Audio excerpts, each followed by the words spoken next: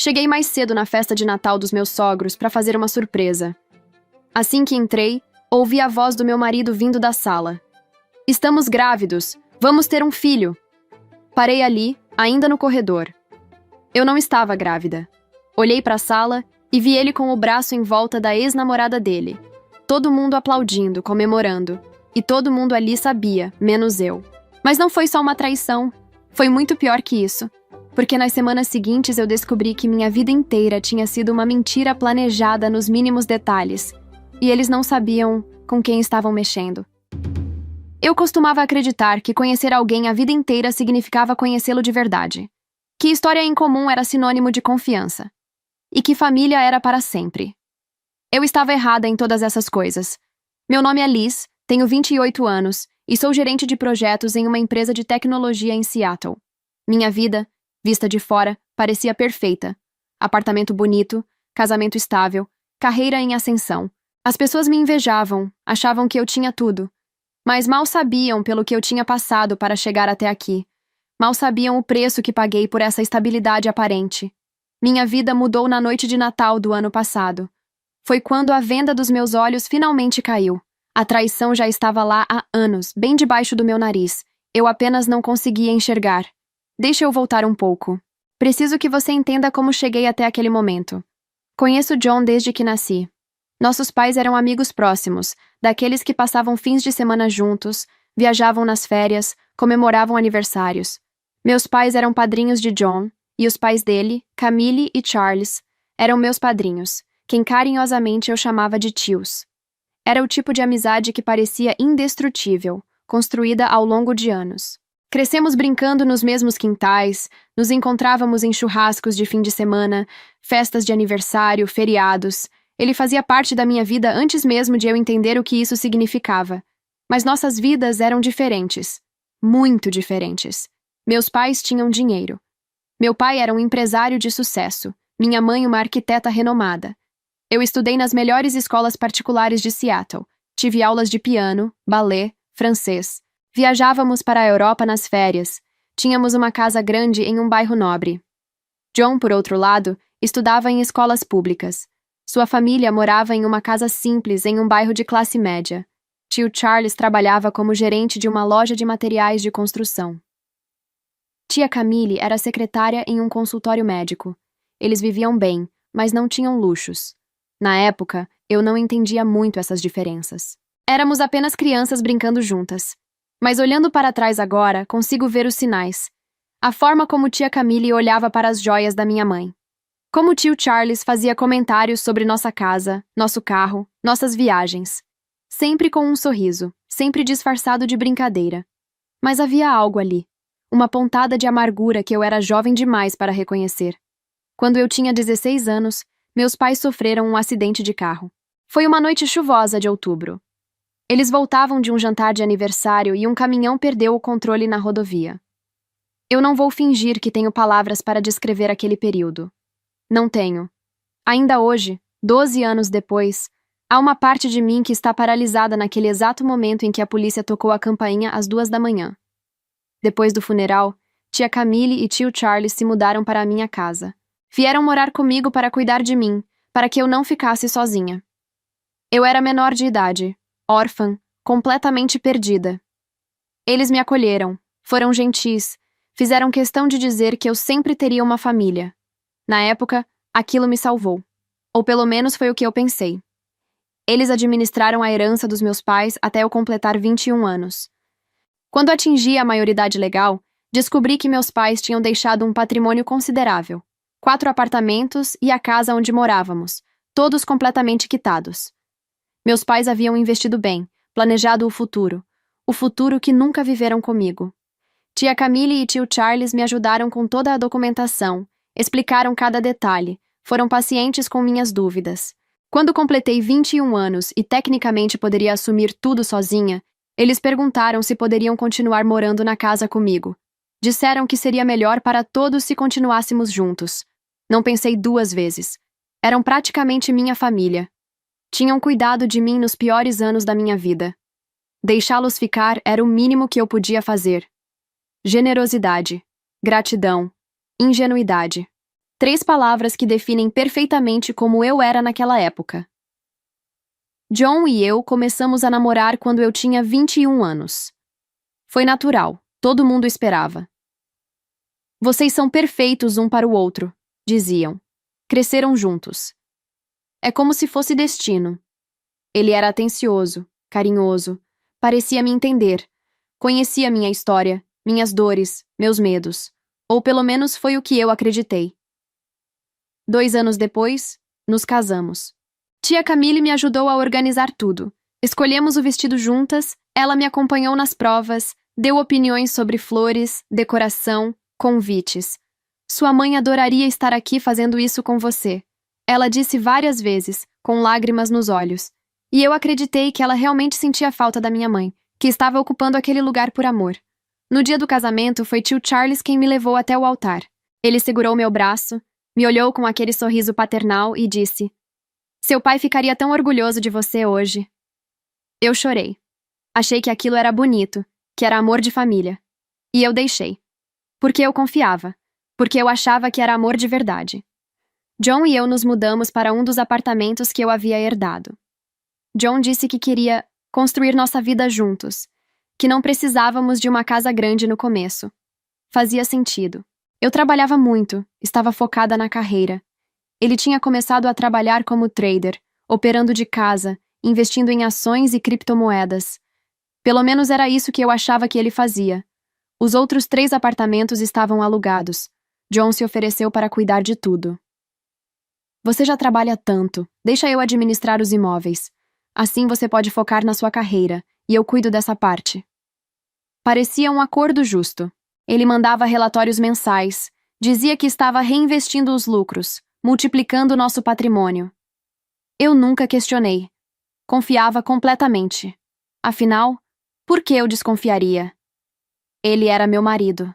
Tinha crescido comigo. Seus pais eram meus padrinhos, viviam na minha casa. Éramos uma família.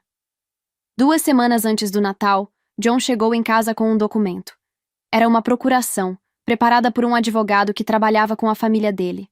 "É só para facilitar as coisas, amor", ele explicou, sorrindo daquele jeito que sempre me deixava à vontade. "Assim eu posso renovar os contratos de aluguel sem precisar te incomodar no trabalho, resolver pendências bancárias, questões de cartório. Você fica livre para focar apenas no seu trabalho." Peguei o documento, folheei rapidamente. Juridiquês sempre me dava dor de cabeça. "Vou ler com calma depois", respondi. Vi algo passar pelo rosto dele. Foi rápido, quase imperceptível. Uma contração na mandíbula, um brilho diferente nos olhos. Mas logo ele sorriu novamente. "Claro, sem problema. Quando você tiver tempo." Guardei a procuração na gaveta do escritório e, sinceramente, meio que esqueci. O trabalho estava caótico. A empresa tinha um projeto grande para fechar antes do ano acabar e eu estava coordenando toda a equipe. A festa de fim de ano da empresa estava marcada para a noite do dia 24 de dezembro. Começava às 18 horas, e eu havia combinado com John que sairia por volta das 22 para ir até a casa dos pais dele, onde aconteceria a tradicional ceia da família. Era sempre assim. Toda a véspera de Natal, a casa que pertencia aos meus pais se enchia de parentes dos pais de John. Amigos, pessoas que eu mal conhecia. Eu sempre ia, sempre sorria, sempre agradecia por me incluírem, porque eu ainda acreditava que era sorte ter aquela família. Naquela noite, a festa da empresa estava um pouco chata. Conversas repetitivas, música alta demais, pessoas bêbadas falando sobre metas para o ano seguinte.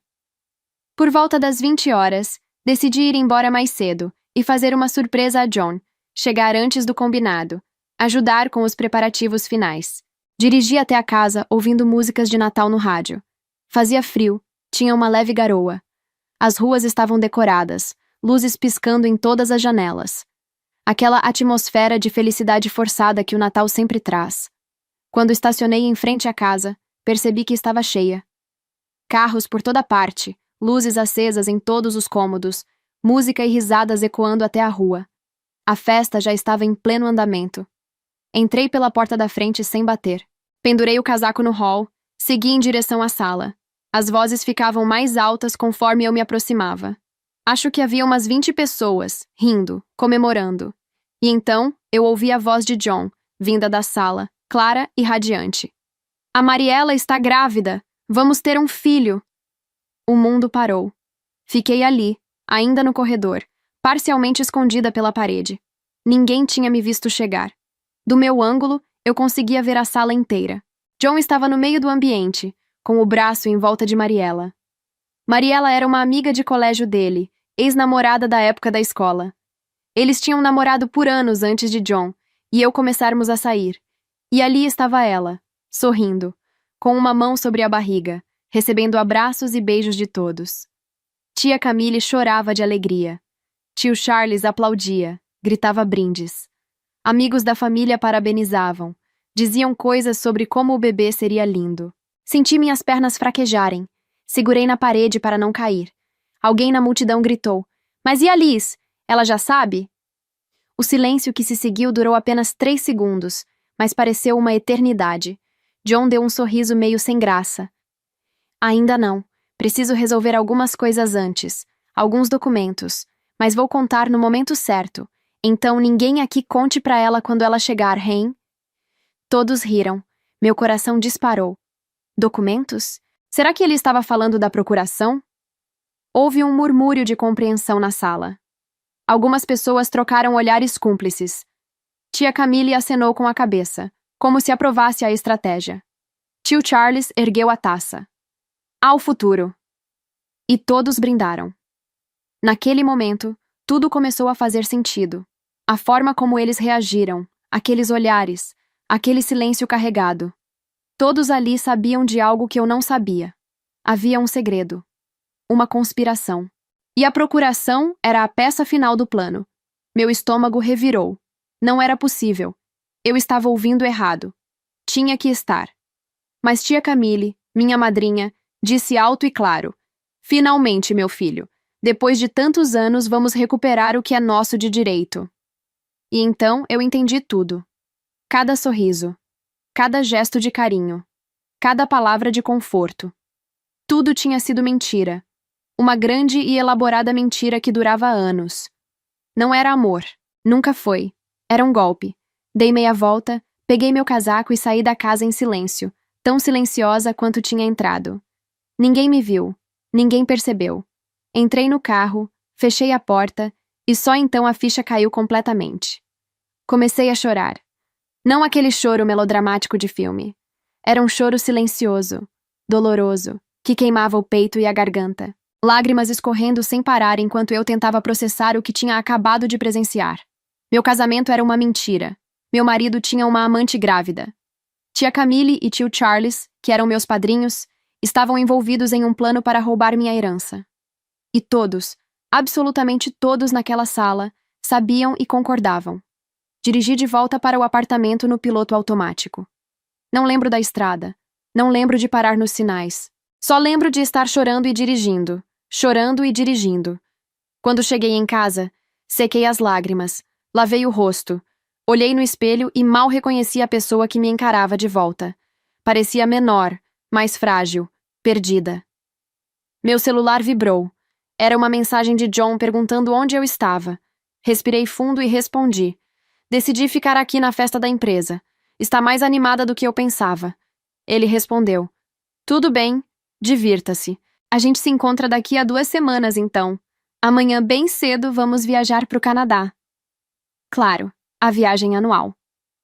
Desde que nos casamos, a família dele ia visitar parentes no Canadá no Natal e ficavam até a primeira semana de janeiro. Eles sabiam que fim de ano era sempre uma correria na empresa. Fechamento de projetos, relatórios. E todo ano eu ficava, enquanto eles viajavam. Nunca questionei. Afinal, era um momento deles. Respondi apenas. Ok. Boa viagem. Ele mandou um Feliz Natal. Te amo. Com um coração. Não respondi. Apenas travei a tela do celular e joguei o aparelho. Sentei no sofá da sala, no escuro, e deixei a raiva crescer. Porque eu percebi uma coisa naquele momento. O choro tinha acabado. Não havia mais espaço para dor, para tristeza, para lágrimas. Havia espaço apenas para estratégia. Eles achavam que eu era idiota, que eu seria sempre aquela garota órfã, perdida, grata por ter uma família, que eu confiaria eternamente, que assinaria qualquer papel, que nunca questionaria nada, Eles estavam errados. Eu tinha crescido. Tinha me tornado gerente de projetos porque era boa em planejar, em organizar, em prever problemas e criar soluções. Eu coordenava equipes, administrava crises, tomava decisões difíceis todos os dias. E naquele momento, sentada no escuro da sala, tomei a decisão mais importante da minha vida. Eles queriam jogar? Então vamos jogar. Mas dessa vez, com as minhas regras. Passei a noite inteira acordada. Não fui dormir. Fiquei ali planejando. Primeiro, fiz uma lista mental de tudo que eu sabia. John me traía com a ex-namorada chamada Mariela. Mariela estava grávida. Toda a família dele e amigos sabiam e apoiavam. A procuração era a peça final de um plano para passar meus bens para a família dele. Eu ainda não tinha assinado nada. Esse último item era crucial. Eu ainda tinha controle sobre tudo. Ainda era dona dos meus imóveis, das minhas contas. John não tinha poder legal sobre nada. Enquanto eu não assinasse aquele documento, ele não podia fazer nada. Passei o Natal inteiro planejando. Pensando em cada detalhe, em cada movimento que eu precisaria fazer. Fiz listas mentais, tracei estratégias, antecipei problemas. Era assim que eu trabalhava como gerente de projetos, e era assim que eu ia lidar com aquilo também. No dia seguinte, dia 26 de dezembro, eu colocaria tudo em prática. Quando o sol nasceu, eu já sabia exatamente qual seria meu primeiro passo. Às 9 da manhã, liguei para o advogado que tinha cuidado dos interesses dos meus pais. Ele sempre me disse que se eu precisasse de qualquer coisa era só procurá-lo. Dr. Matthews, aqui é a Liz Harrison, filha de James e Elizabeth Harrison. Preciso muito falar com o senhor. É urgente. Ele deve ter percebido algo na minha voz porque não fez perguntas. Apenas disse, venha ao meu escritório. Tomei banho, me vesti, peguei todos os documentos que tinha sobre os imóveis, a procuração que John tinha me dado e fui até lá. O escritório do Dr. Matthews ficava no centro da cidade, em um prédio antigo de tijolo vermelho. Subia aquelas escadas desde criança, sempre acompanhada do meu pai. Era um lugar que cheirava a papel velho e café forte. Ele me recebeu com um abraço.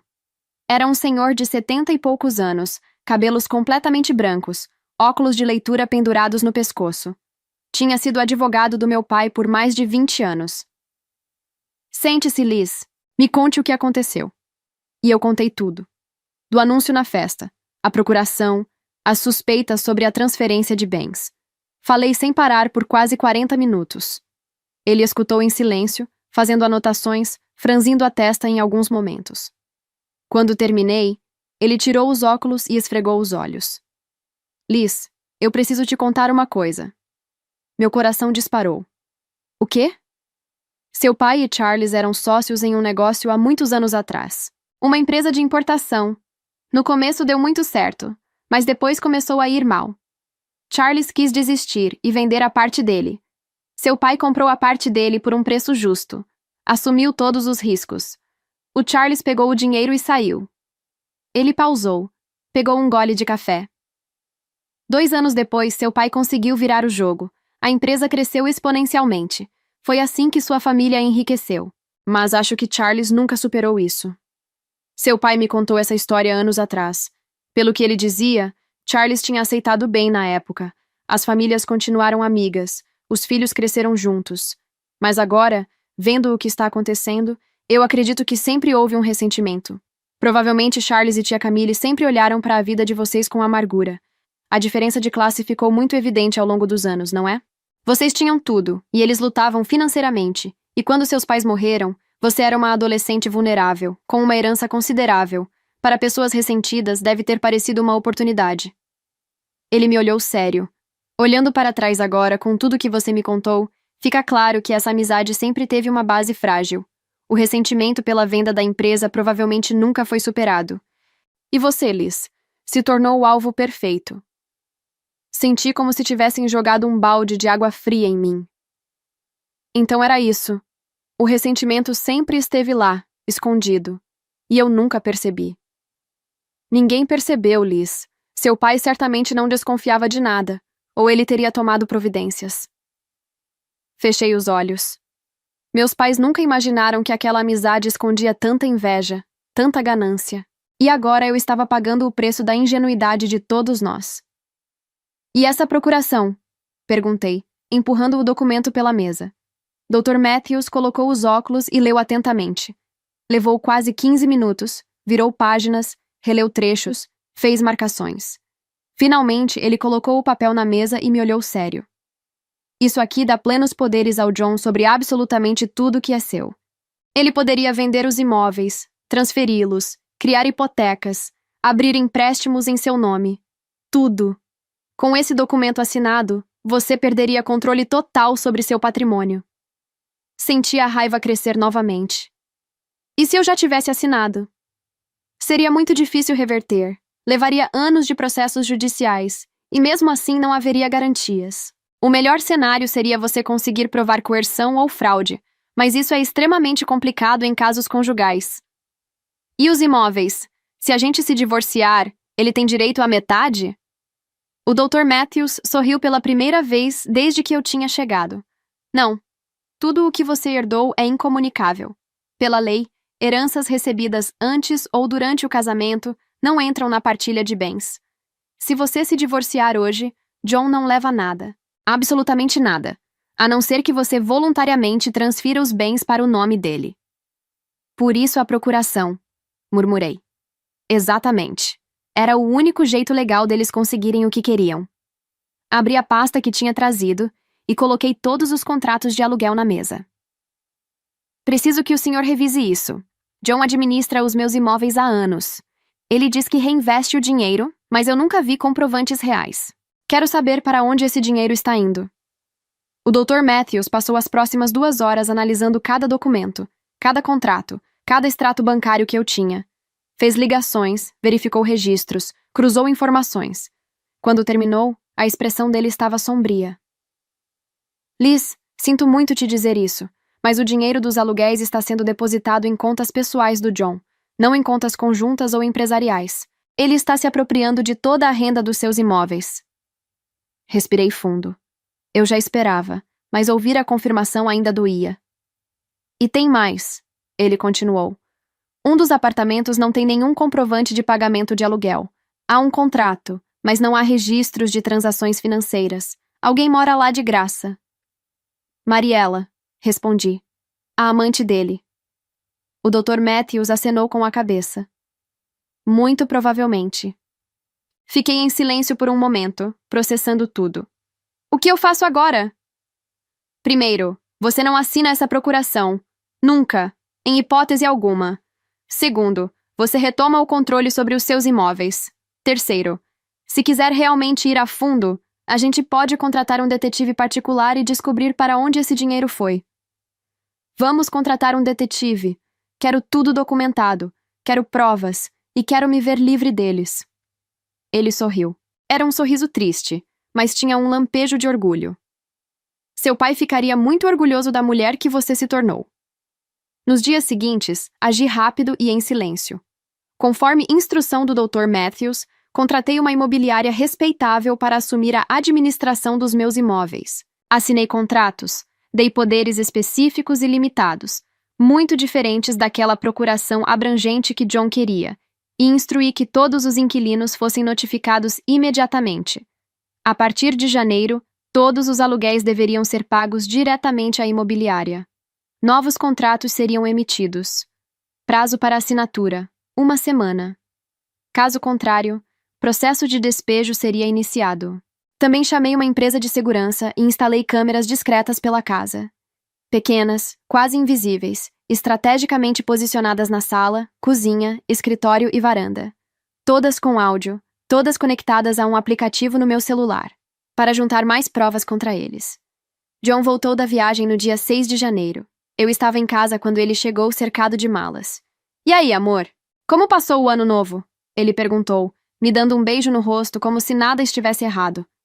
Como se ele não tivesse passado quase 2 semanas com a amante grávida e a família que conspirava contra mim. Foi tranquilo, trabalhei bastante, adiantei alguns projetos. Menti com naturalidade impressionante. E a procuração?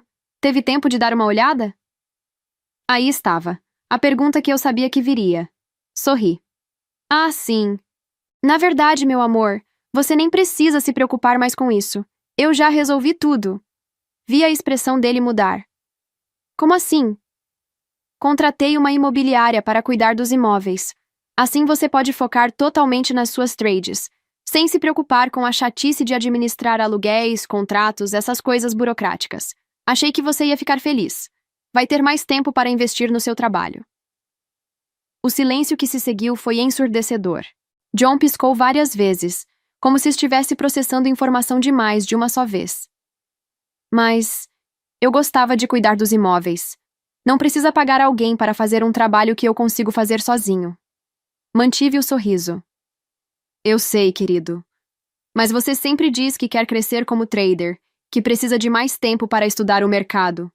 Agora você tem esse tempo. Você não gostou? Vi o pânico nos olhos dele. Ele abriu a boca, fechou, abriu de novo. Gostei sim, ele disse finalmente. É que foi meio repentino. Ah, você sabe. Quando eu decido algo, eu faço acontecer rápido. Eu sabia que você ia gostar da surpresa, querido. Ele não respondeu, apenas deu um sorriso sem graça, pegou o celular e saiu da sala, murmurando algo que não entendi direito. Esperei um pouco e então abri o aplicativo das câmeras no meu celular. Ativei a câmera da varanda e ajustei o fone de ouvido. Lá estava ele, andando nervosamente de um lado para o outro, digitando furiosamente no celular. O telefone dele tocou poucos segundos depois. Mesmo à distância, dava para ouvir os gritos do outro lado da linha. Calma, calma, John dizia, olhando para trás nervosamente para ter certeza de que eu não estava por perto. Eu não sei o que aconteceu. Ela contratou uma imobiliária. Não, eu não posso fazer nada agora. Não, eu não tenho $3.000 para pagar o aluguel. Mariela, escuta, eu não vou ter dinheiro para nada por um tempo. Preciso resolver isso primeiro. Ele desligou o telefone e percebi sua raiva. Desliguei a câmera e sorri. O desespero dele era quase palpável. Mas eu ainda não tinha terminado. Naquela noite, durante o jantar, comentei casualmente. Ah, meu chefe me ligou agora há pouco. Preciso fazer uma viagem de última hora para o Japão. Projeto importante. Precisa de alguém para ir fechar o contrato pessoalmente. Vou ficar fora a semana toda. Quando você vai? John perguntou, tentando parecer desinteressado, mas com os olhos muito atentos. O voo está marcado para 2 da manhã. Vou sair de casa às 11 mais ou menos. Desculpa o aviso em cima da hora. Você sabe como é esse trabalho. Tudo bem. Ele respondeu rápido demais. Pensei que passaríamos um tempo juntos, mas se há trabalho, você tem que ir. Depois do jantar, fui até o closet e peguei meu porta-joias para colocar no cofre. Foi quando percebi. Faltavam joias. Várias delas. Um colar de pérolas que era da minha avó. Brincos de diamante que meus pais tinham dado para mim no meu aniversário de 15 anos. Uma pulseira de ouro com pingente de pedras da minha mãe. Um colar de safira que meu pai deu para minha mãe de aniversário. Senti o sangue ferver. Não bastava roubar minha renda. Ele tinha roubado as memórias da minha família. Mas não tinha tempo para lidar com isso agora. Entrei no escritório, abri o cofre onde guardava todos os documentos importantes e mudei a senha. Guardei as joias no cofre, fechei e saí do escritório. Preparei uma mala, me despedi de John com um beijo no rosto.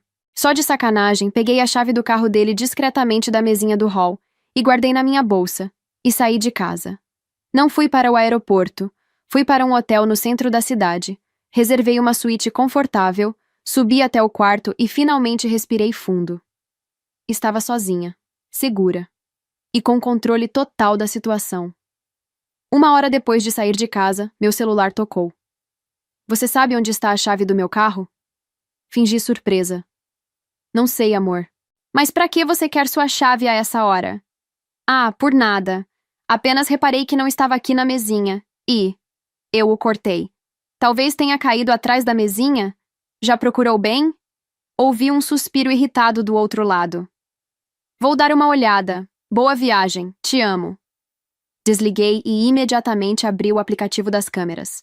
A visão de John revirando a casa inteira procurando a chave que estava guardada na minha bolsa era quase cômica. Ele olhava embaixo do sofá, remexia gavetas, até se abaixou para procurar debaixo dos móveis. Depois de 15 minutos de busca frustrada, ele pegou o celular, digitou algo rapidamente e se jogou no sofá da sala com a expressão de quem acabou de perceber que perdeu completamente o controle. Sorri sozinha no quarto do hotel, mas a noite ainda não tinha terminado. Meia hora depois, meu celular notificou que havia alguém na porta de casa. Ativei a câmera e vi 3 pessoas entrando no apartamento: tio Charles, tia Camille e Mariela. Eles se sentaram à mesa da cozinha. John parecia destruído, os ombros caídos, o rosto pálido. Tia Camille estava visivelmente irritada, os braços cruzados, a expressão dura. Tio Charles batia os dedos na mesa, impaciente. Aumentei o volume do áudio ao máximo e conectei meus fones de ouvido. Conta direito o que está acontecendo, tia Camille exigiu, a voz cortante. John passou a mão pelo rosto, cansado. Ela contratou uma imobiliária para administrar os imóveis. Todos os inquilinos receberam notificação. A partir deste mês, os aluguéis vão direto para a imobiliária. Novos contratos, tudo oficial. Eu não tenho mais acesso a nada. E o apartamento da Mariela? Tio Charles perguntou. Também recebeu notificação. Contrato novo em 1 semana ou despejo. Mariela levou a mão à barriga, protetora. John, eu não tenho dinheiro para pagar o aluguel. Você sabe disso. Eu sei, John respondeu, a voz derrotada. Você vai ter que morar com meus pais por enquanto, até eu resolver essa situação. Resolver como? Tio Charles praticamente cuspiu as palavras. Você perdeu o controle de tudo. Anos de planejamento, anos cuidando daquela garota, e você deixou escapar na última hora. Eu não deixei escapar, John retrucou levantando a voz. Ela que ficou esperta de repente. Nunca questionou nada em 5 anos de casamento e do nada decide contratar uma imobiliária. Porque você apressou demais com aquela procuração idiota, tia Camille disse, apontando o dedo para ele. Você devia ter esperado mais, ganhar mais confiança dela. Mais confiança? Eu a conheço desde que ela nasceu. Se isso não é confiança suficiente, eu não sei o que é. Claramente não foi, tio Charles murmurou. Houve um silêncio tenso. Mariela mexia nervosamente no colar que usava, meu colar de safira, esfregando o pingente entre os dedos. E agora? Ela perguntou, a voz pequena. O que a gente faz? John suspirou. Eu vou tentar convencê-la a assinar a procuração. É a única forma de reverter isso. Com a procuração, eu consigo desfazer o contrato com a imobiliária, retomar o controle. Mas o que você vai dizer para ela assinar? Tio Charles perguntou. Não sei. Preciso falar com ela depois que ela voltar do Japão. Tia Camille se inclinou para a frente, as mãos na mesa. John, escuta o que eu vou te falar. Nós não cuidamos daquela garota por todos esses anos para não conseguir nada no final, entendeu? Eu não aguentei aquela menina chorando pelos pais mortos de graça. Seu pai e eu não fizemos tanto sacrifício para dar errado agora. Senti meu estômago revirar. A forma como ela falava de mim, como se eu fosse um fardo, um investimento que precisava dar retorno. Eu sei, mãe, John disse cansado. Você sabe? Sabe mesmo? Tio Charles se juntou à esposa. Aquela empresa deveria ser nossa também. Metade daquele dinheiro, metade daqueles imóveis, tudo deveria ser nosso. Mas o pai dela ficou ganancioso e comprou a minha parte quando a empresa estava ruim. Ficou com todo o lucro quando melhorou. Nos enganou. E depois morreu, deixando tudo para aquela garota mimada. Tia Camille se mexeu na cadeira e continuou. Ela cresceu nas melhores escolas, teve tudo o que quis. Nunca trabalhou um dia duro na vida. Nós, enquanto isso, ralando. Seu pai trabalhando naquela loja miserável. Eu naquele consultório. Assistindo eles de longe com aquela vida de luxo que deveria ser nossa também. Tio Charles acenou concordando. Por isso, quando eles morreram, foi nossa chance. Nossa chance de corrigir aquela injustiça. Cuidar da garota, ganhar confiança, e quando ela fizesse 21 anos, estar tão próximos que ela nos veria como família. E funcionou. Ela deixou a gente morar na casa dela, confiou em você para administrar os imóveis, casou com você. Tudo estava perfeito.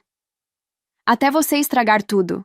Tia Camille completou, olhando para John com desprezo. Eu não estraguei nada. John bateu a mão na mesa. O plano era esperar ela assinar a procuração, passar tudo pro meu nome, e aí sim eu pediria o divórcio, e pronto, acabou. Cada um seguia sua vida. Mas ela não assinou. Mariela apontou o óbvio. Ainda não, mas vai. Como você tem certeza? Tio Charles duvidou. John hesitou. Eu acho que sim. Vou dar um jeito. Ela confia em mim. Confiava. Tia Camille corrigiu. Depois dessa história da imobiliária, não sei não. Parece que ela está desconfiada de alguma coisa. Ficaram em silêncio por alguns momentos. Eu continuava ali, no quarto de hotel, com o coração acelerado, gravando cada segundo daquela conversa. E a gente? Mariela perguntou. Você disse que não tem mais os aluguéis. Como você vai me sustentar?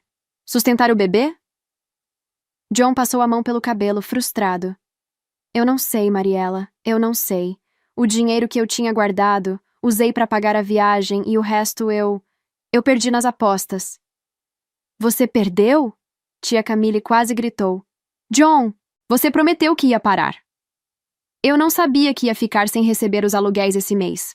Se eu soubesse, não teria apostado tudo. Você é um moleque idiota, tio Charles disse, sem rodeios. Um babaca. E agora? Como vamos pagar as contas desse mês? Eu vou consertar isso, John insistiu. Mas a voz dele não tinha convicção. Mariela começou a chorar. Você prometeu que eu não precisaria me preocupar com dinheiro. Eu larguei meu emprego, briguei com meus pais, saí de casa. Você prometeu que cuidaria de mim, que a gente teria uma vida boa, que o bebê teria tudo. E agora você me diz que não tem dinheiro? Que perdeu tudo em apostas? Mariela, por favor. Não. Ela levantou da cadeira.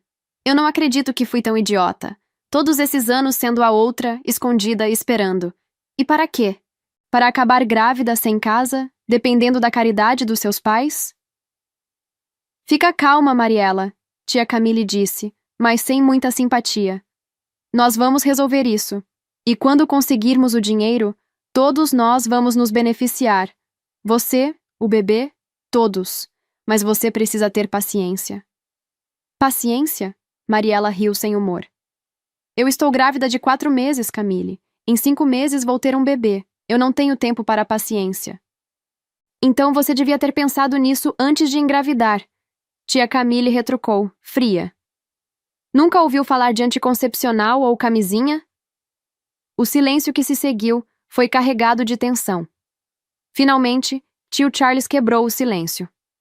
Precisamos de um novo plano. Se a Liz não vai assinar a procuração por livre e espontânea vontade, a gente precisa forçar de alguma forma. Forçar como? John perguntou. Não sei. Chantagem? Ameaça? Alguma coisa que faça ela não ter escolha. Chantagem com o quê?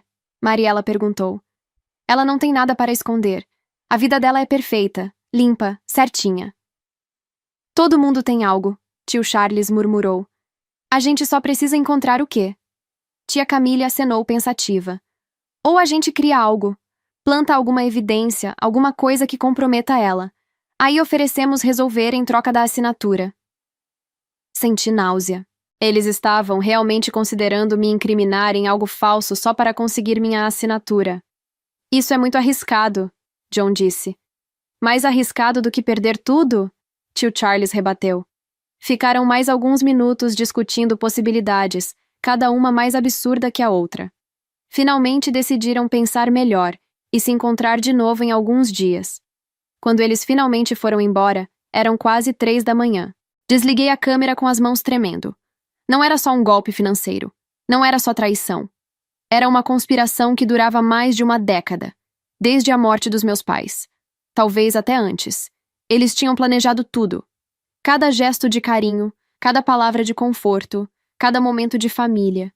Tudo tinha sido calculado, medido, executado com precisão. E eu tinha acreditado. Em tudo.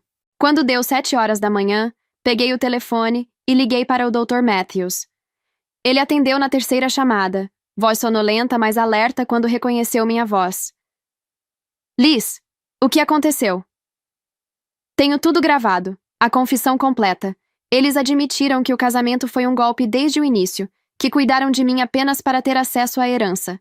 E agora estão planejando me chantagear ou incriminar para me forçar a assinar a procuração. Houve silêncio do outro lado. Então, você está segura?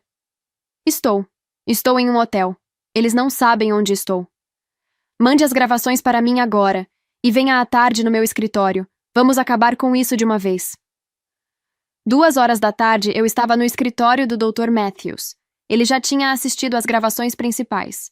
O rosto dele estava sério, a mandíbula tensa. Liz, isso é muito pior do que imaginávamos. Ele começou, abrindo uma pasta grossa sobre a mesa. Mas também é muito melhor para o seu caso. Como assim? O detetive que contratei finalizou a investigação. Temos provas concretas de tudo. Ele virou o laptop para mim. Os aluguéis sendo desviados para a conta pessoal do John há 5 anos. Extratos bancários mostrando gastos excessivos com apostas online, cassinos, sites de jogos. John é um apostador compulsivo. Senti o estômago revirar, mas não era surpresa. Eu tinha descoberto na noite anterior. Tem mais, ele continuou, abrindo outra aba no computador. As viagens ao Canadá eram tudo mentira. O detetive conseguiu puxar as reservas de voos e hotéis no nome deles. Todos os anos, os 4 iam para resorts de luxo. John, Mariela, tio Charles e tia Camille. Passagens aéreas, hotéis 5 estrelas, tudo pago com cartões vinculados à conta onde caíam os aluguéis dos seus imóveis. Ele me mostrou os documentos. Confirmações de reserva, extratos de cartão de crédito, passagens aéreas, tudo em nome deles. Tudo pago com meu dinheiro. As datas batiam perfeitamente, entre 25 de dezembro e 6 de janeiro de cada um dos últimos 5 anos. Enquanto eu ficava em Seattle trabalhando, acreditando que eles visitavam parentes no frio do Canadá, eles estavam se divertindo por aí com o meu dinheiro. O que fazemos agora? Ele se recostou na cadeira, com um sorriso que não chegava aos olhos. Agora nós os destruímos legalmente. Divórcio imediato baseado em adultério e fraude. Com essas provas, John não leva um centavo. Despejamos tio Charles e tia Camille da sua casa. Entramos com processo de apropriação indébita por todo o dinheiro desviado, processo de furto pelas joias, e podemos considerar até processo criminal. Vamos fazer isso, respondi sem hesitar. Excelente, vou começar a preparar toda a documentação. Amanhã mesmo, tudo estará pronto para protocolar. Passei 3 dias no hotel, monitorando cada movimento através das câmeras. John e Mariela estavam cada vez mais à vontade no meu apartamento. Ela tinha praticamente se mudado para lá, suas coisas espalhadas pela casa. E eles faziam questão de se comportar como um casal em cada cômodo da casa. Na sala, na cozinha, no meu quarto. Cada espaço sendo profanado pela traição deles.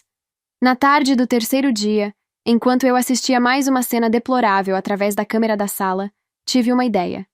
Eu já tinha todas as provas que precisava, mas havia algo que eu queria ver pessoalmente. Algo que precisava acontecer para que meu plano ficasse ainda melhor. Precisava pegar John em flagrante. E precisava que tia Camille e tio Charles soubessem disso através de mim. Esperei até o momento certo. Na tela do meu celular, vi John e Mariela se acomodando no sofá da sala, bebendo vinho, rindo de algo no celular dele. Estavam completamente relaxados, sem nenhuma preocupação no mundo. Perfeito. Peguei minhas chaves e saí do hotel. A minha casa ficava a 10 minutos dali. Durante todo o trajeto, meu coração batia acelerado, não de nervosismo, mas de uma estranha mistura de raiva e satisfação antecipada. Estacionei na garagem do prédio, subi no elevador, caminhei pelo corredor até minha porta. Respirei fundo. Dei uma olhadinha no celular para ver se era o momento certo e abri. A cena que encontrei era exatamente o que eu esperava, mas mesmo assim, ver pessoalmente foi diferente de assistir por uma tela. John e Mariela estavam no sofá. Ela estava sentada no colo dele, usando uma das minhas camisolas de seda. Eles se beijavam, as mãos dele passeando pelo corpo dela com familiaridade de quem fazia aquilo há anos. O som da porta se abrindo os fez se separar imediatamente. John virou o rosto e ficou branco. Literalmente branco. Todo o sangue drenou do rosto dele em 2 segundos. Liz! Ele gritou, empurrando Mariela para o lado e se levantando em um pulo. Você, o Japão, você não deveria... Mariela puxou uma manta para se cobrir, os olhos arregalados de pânico. Fiquei parada na porta observando os dois. Não disse nada, apenas observei. Liz, por favor, me deixe explicar, John começou, dando passos na minha direção. Isso não é o que parece. A Mariela estava...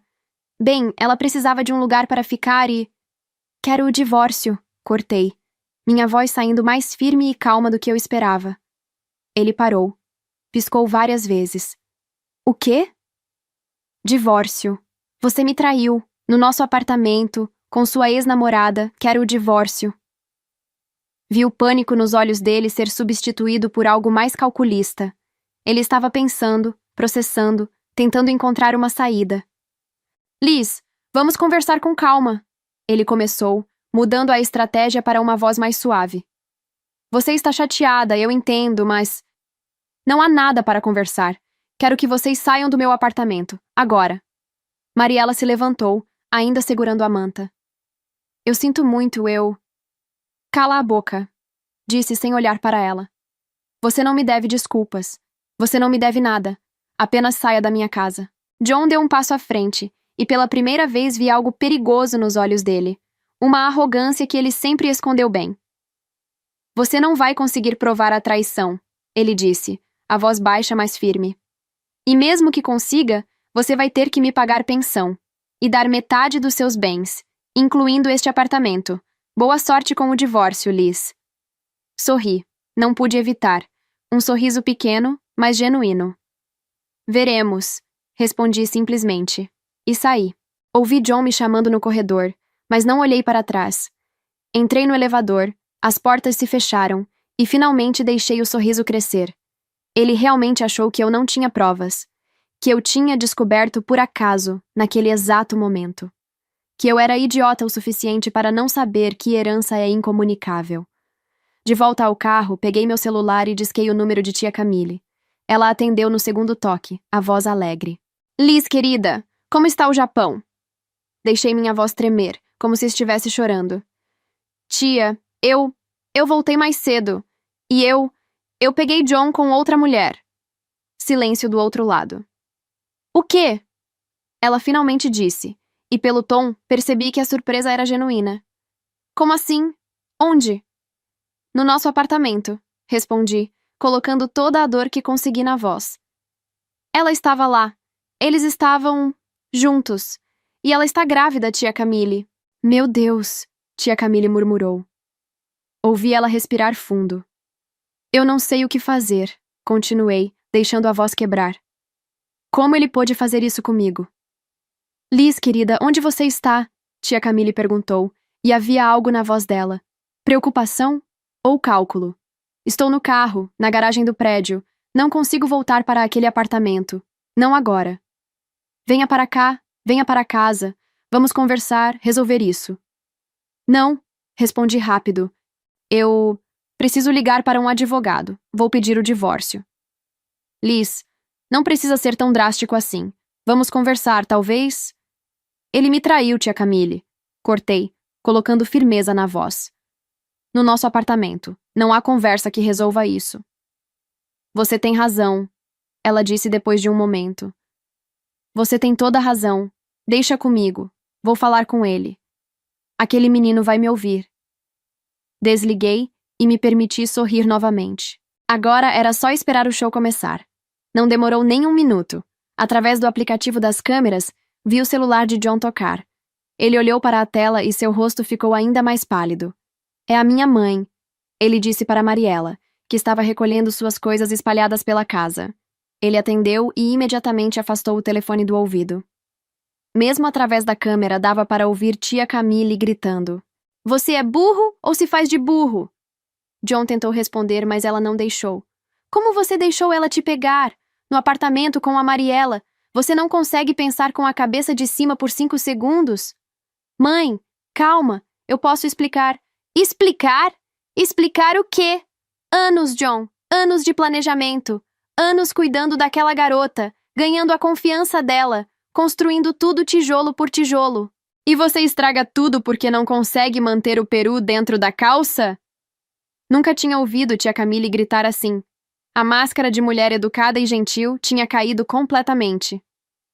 Eu vou resolver isso.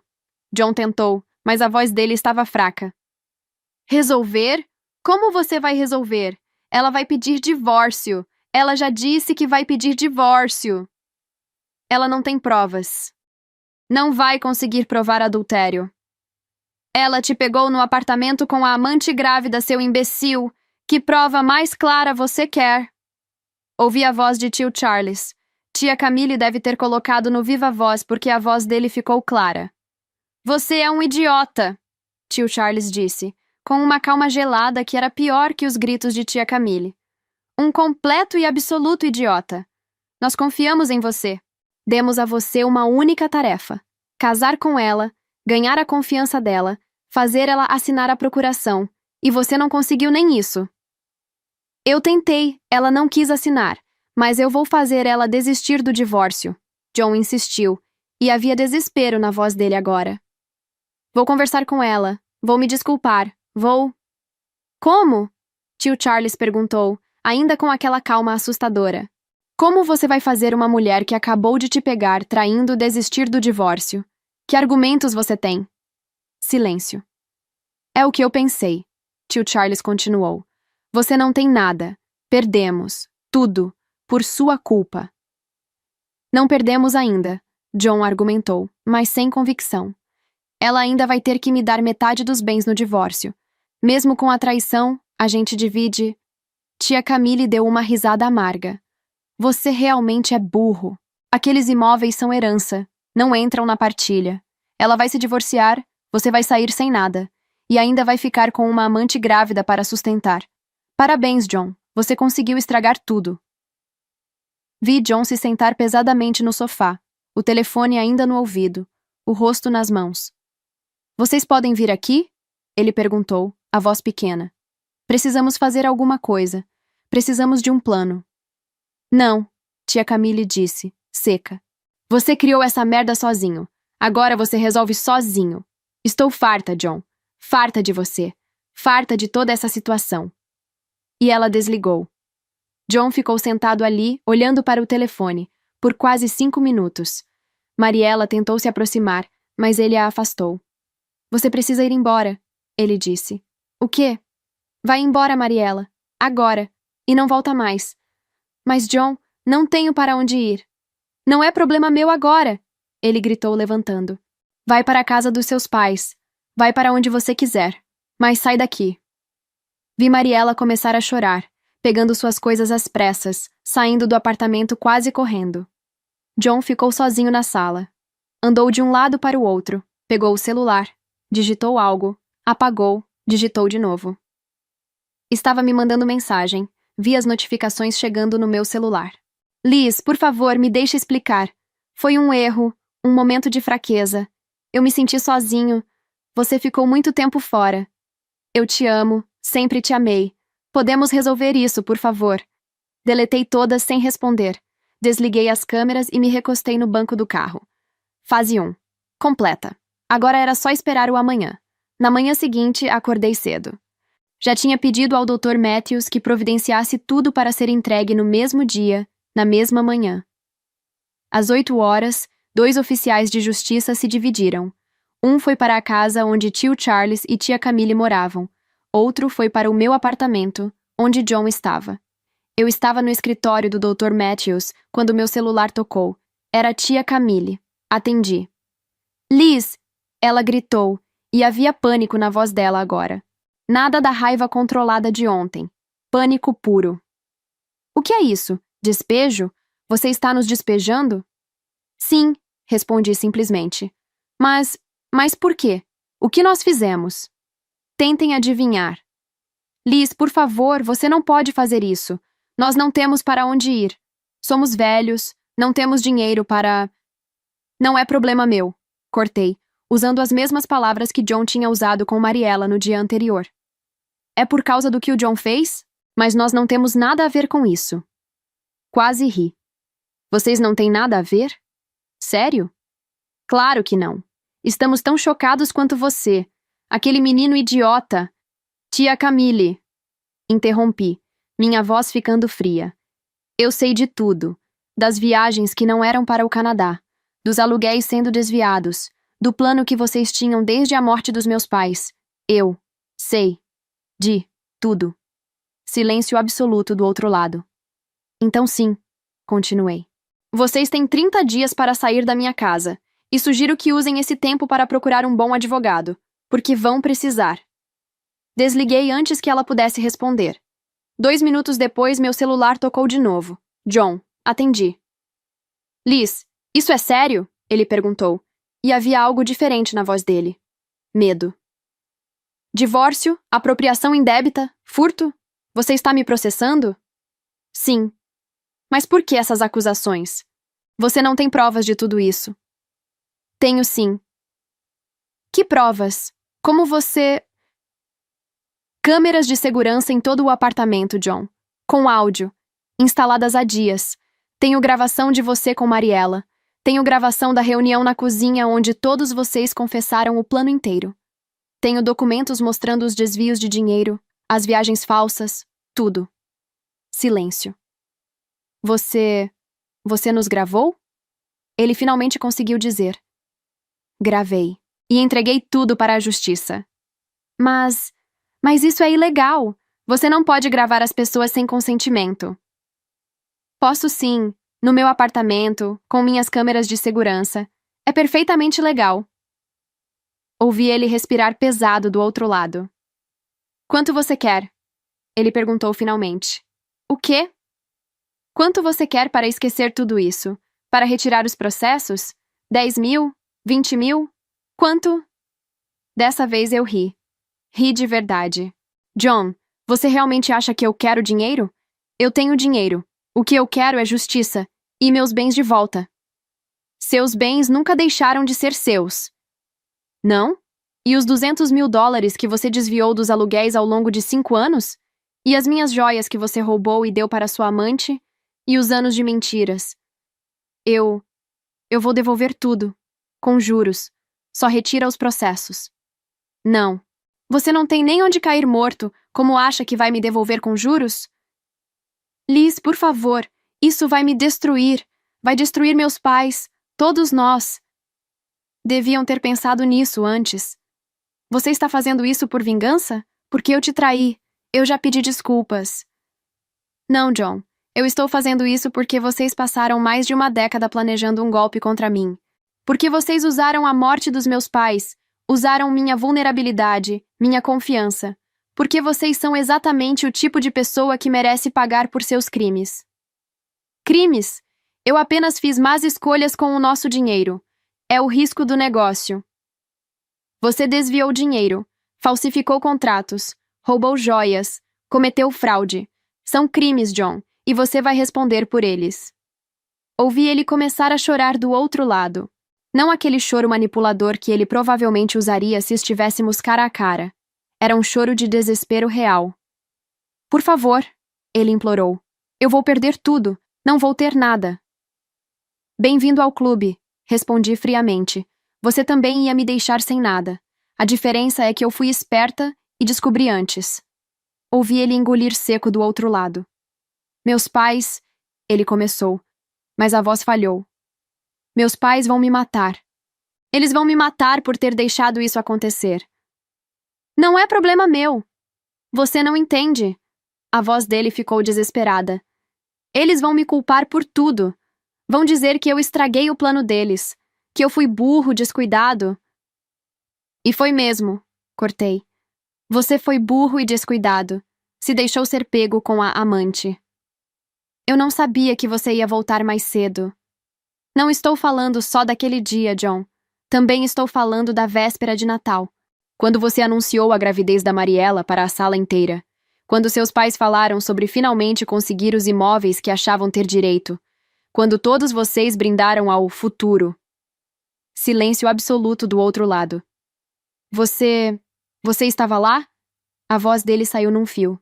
Pois é, também cheguei mais cedo da festa da empresa. Ouvi tudo, vi tudo, e saí antes de qualquer um perceber.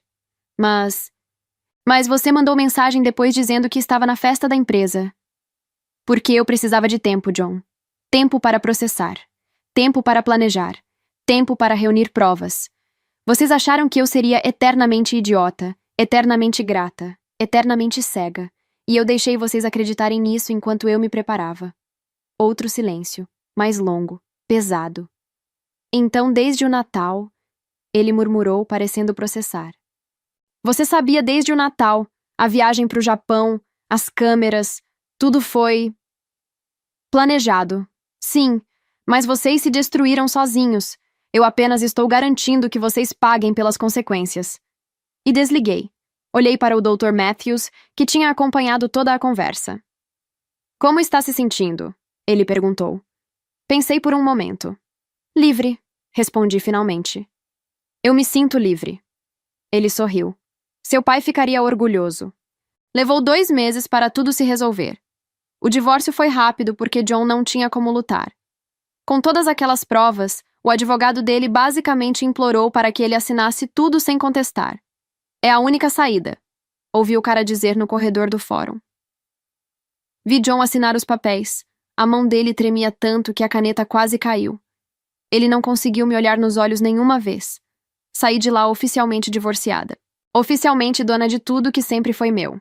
A condenação por apropriação indébita veio logo depois. $260 mil para devolver, fora as joias. O juiz determinou penhora de 30% do salário dele. Só que John nunca teve salário. Nunca trabalhou de verdade na vida. Sugiro que o réu consiga um emprego real, o promotor disse quase rindo. E foi o que aconteceu. Algumas semanas depois, o Dr.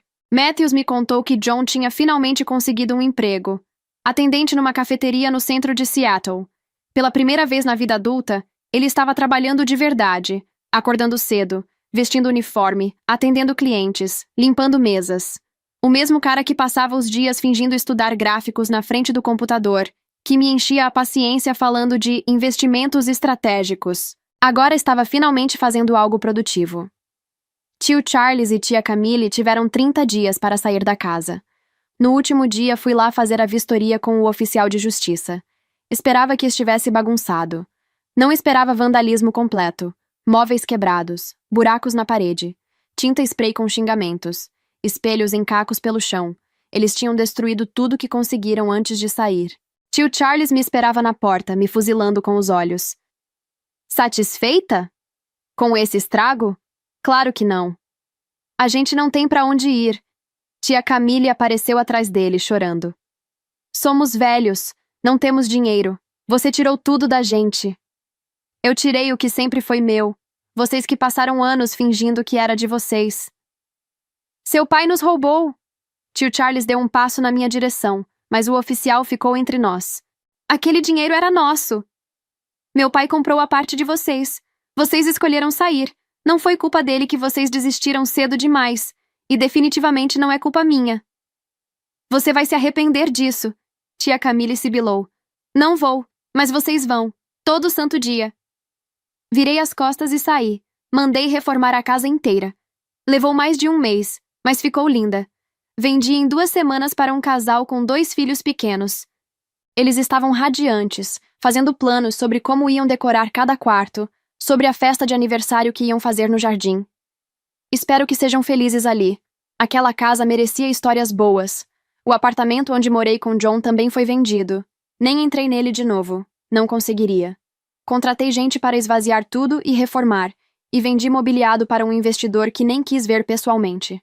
Dos 5 imóveis que herdei, fiquei só com os 3 apartamentos que sempre estiveram alugados. Deixei tudo na mão da imobiliária. A renda mensal dava e sobrava para viver bem, e ainda tinha o dinheiro das vendas investido. Por amigos em comum fui sabendo das coisas. John e Mariela se separaram. Ela nunca o perdoou por tê-la expulsado aquela noite, grávida, sem lugar para ir. A humilhação, o desespero, a forma fria como ele a mandou embora. Tudo isso matou o que quer que existisse entre eles. Mariela fez as pazes com os pais e voltou para a casa deles. Eles a receberam de braços abertos, felizes por ter a filha de volta e o neto que estava por vir, mesmo nas circunstâncias mais difíceis. John, por outro lado, estava completamente sozinho. Tinha cortado relações com os pais depois de tudo que aconteceu. As acusações, os gritos, as ofensas que trocaram quando perceberam que tinham perdido tudo, não tinha volta. Charles e Camille nem chegaram a conhecer o neto. Ele alugou um quarto numa casa compartilhada em um bairro ruim. Trabalhava na cafeteria, voltava todo dia para um quarto vazio, dormia sozinho. Sem Mariela, sem o filho, sem os pais, sem nada. Charles e Camille estavam num apartamento minúsculo do outro lado da cidade. Charles voltou a fazer bicos em construção, mesmo com a idade e o corpo quebrado. Camille arrumou emprego de secretária num pet shop, ganhando o salário mínimo. A família que tinha planejado tudo tão cuidadosamente tinha se despedaçado completamente. Separados, sozinhos, amargos, cada um culpando o outro pelo desastre que criaram. 3 meses depois do divórcio, arrumei minhas coisas e saí de Seattle. Não tinha mais motivo para ficar ali. Escolhi Portland porque era perto o suficiente para não ser dramático, mas longe o suficiente para ser um recomeço de verdade. Comprei uma casinha com 2 quartos e um jardim na frente. Nada luxuoso, nada exagerado. Pintei as paredes das cores que eu gostava. Pendurei fotos dos meus pais. Plantei rosas no jardim porque minha mãe amava rosas, e hortênsias porque meu pai dizia que eram as mais bonitas. Acordar cedo e cuidar do jardim virou minha rotina preferida. Regar, podar, ver as coisas crescendo. Uma metáfora meio óbvia, eu sei, mas me acalmava. Aos poucos fui conhecendo gente, a vizinha que faz uns cookies incríveis e sempre aparece com uma fornada quando percebe que estou em casa. O dono da cafeteria da esquina que já sabe meu pedido de cor. Um grupo que se encontra para caminhar no parque toda manhã. Gente que me conheceu como a Liz, que se mudou de Seattle e gosta de jardinagem. Não como a Liz que quase foi destruída por quem dizia ser família.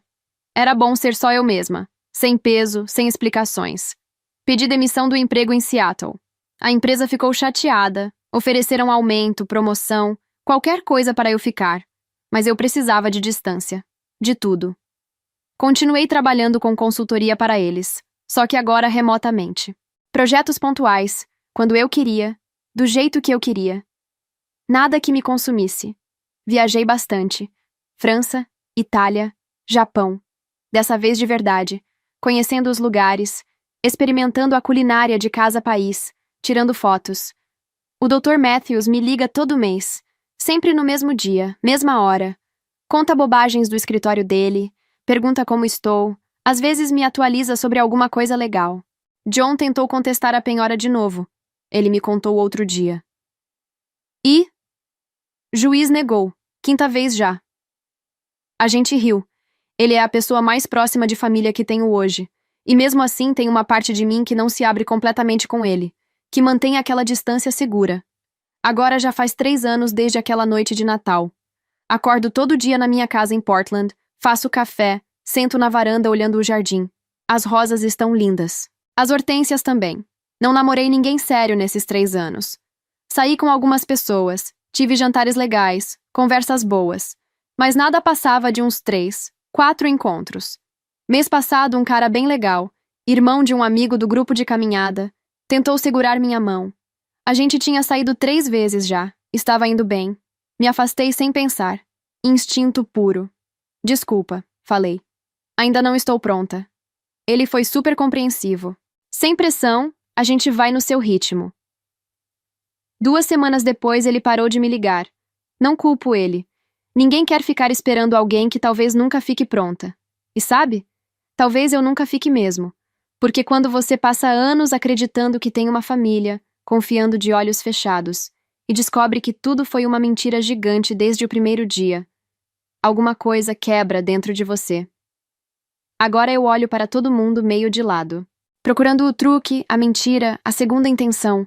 É cansativo, é solitário, mas me mantém segura. Às vezes me pergunto se é justo. Comigo, com as pessoas que cruzam meu caminho.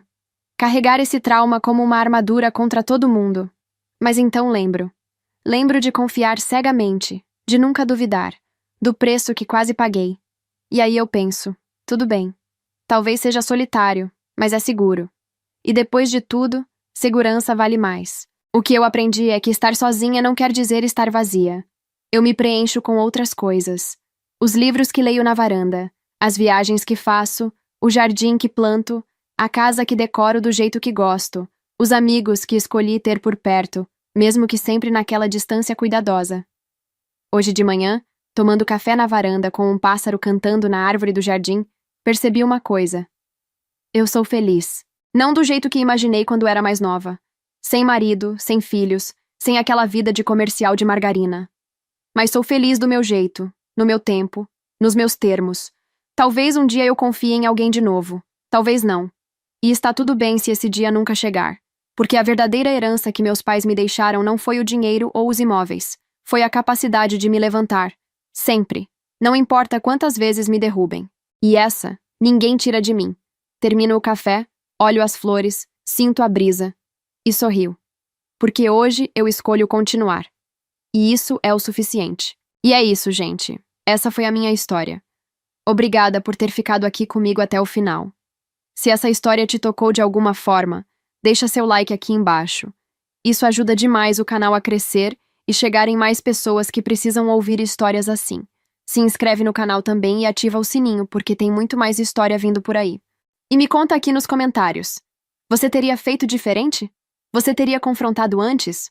Ou esperaria o momento certo como eu fiz? Eu leio todos os comentários. Um beijo enorme no seu coração e até o próximo vídeo.